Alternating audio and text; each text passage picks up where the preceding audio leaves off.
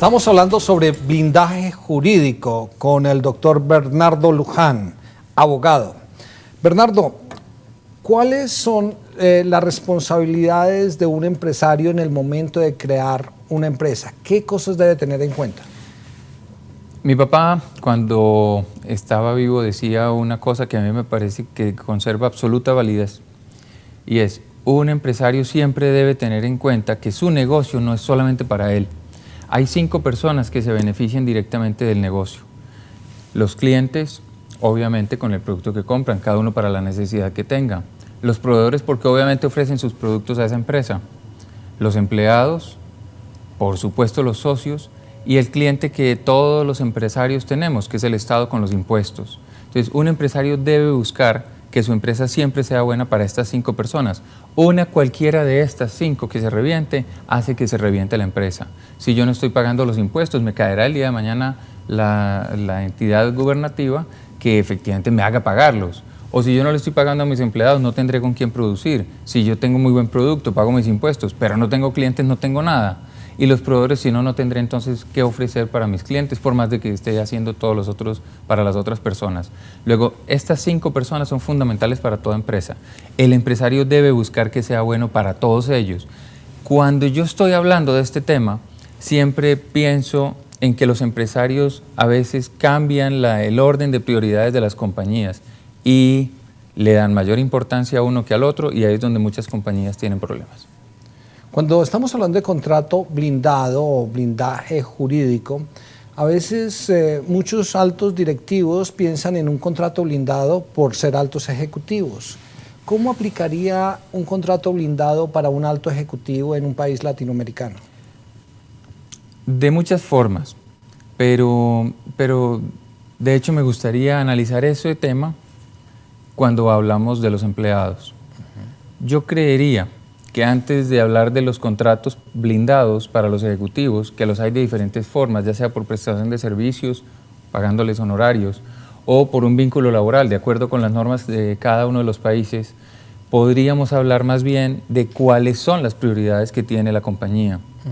¿Cuáles son, a mi juicio, los principales errores? Y ahí es donde los pequeños empresarios no toman en cuenta que debe ser buena esta compañía para estas 5 personas que acabo de mencionar, y lo que hacen es invertir tanto, digámoslo de alguna manera, el orden de sus valores como el orden de las prioridades frente a las compañías. ¿Cuáles son y cómo surgen esos pequeños negocios para las personas que muchas veces están apenas creando sus compañías? Primero buscan un negocio que sea aquello, o una actividad que sea aquello que saben hacer, son buenos desde el punto de vista técnico en cualquiera de las materias o actividades. Entonces empiezan a crear un negocio, surgen los primeros clientes, empiezan a surgir los primeros gastos, la papelería, las tarjetas de presentación, los documentos básicos que tienen que hacer para ofrecer sus servicios. Luego llegan los servicios públicos, hay que pagar luz, acueducto. Resulta que a este señor ya le llegó también el canon de arrendamiento de su casa. ¿De dónde va a salir la plata si no de sus negocios, de lo que está haciendo? Entonces la plata que era del negocio tiene que entrar a atender sus necesidades personales, obviamente el mercado, alimentación, vivienda. Empieza del negocio mismo, lo que era en principio la fuente de su sustento, empieza a hacer ese ingreso la fuente del sustento, tanto personal como del negocio, de la empresa. Empieza a quedarse corto porque obviamente en gastos nadie nos terminará por llenar. Entonces empieza a decir, bueno, voy a vender más. Entonces empieza a conseguir una persona a quien contrata, error porque no le hizo el contrato adecuado, y esta persona empieza a vender. Empiezan a generar mayores ingresos, pero también empiezan a generar mayores gastos. Como se quedan también cortos, entonces empiezan a buscar una persona que les ayude a optimizar los costos o los gastos, para que entonces así pueda ya, luego en la medida en que van creciendo, hacer toda la planeación estratégica de su compañía. Una persona organizada debería invertir los valores, y es hacer una planeación, hacer una presupuestación, hacer todo el organismo o la organización, perdón, de la compañía para que crezca de manera ordenada, que esté administrativamente proyectada, que tenga sus presupuestos y sus flujos, que atienda las necesidades de los trabajadores, optimice sus costos y termine por generarle a los socios los ingresos que necesita para sus viajes, para sus arrendamientos, para sus carros, para sus casas. porque si se hace al contrario, termina eso por generar un montón de fisuras, un montón de problemas dentro de la organización que hacen que se presenten endeudamientos, periodos secos en la tesorería, hacer contratos o realizar contratos de manera indebida o simplemente por tomar un negocio, por cerrar una negociación que a veces termina por ser en contra de la rentabilidad misma de la compañía, básicamente por recibir un dinero, por recibir un anticipo, que lo único que haría sería refrescar la tesorería, pero afectar la organización. Entiendo. Ahora estábamos hablando sobre la importancia de no confiar demasiado. Correcto. En el momento en que uno está creando una empresa o en el momento en que uno está haciendo un negocio con una persona y no creer tanto en la buena fe.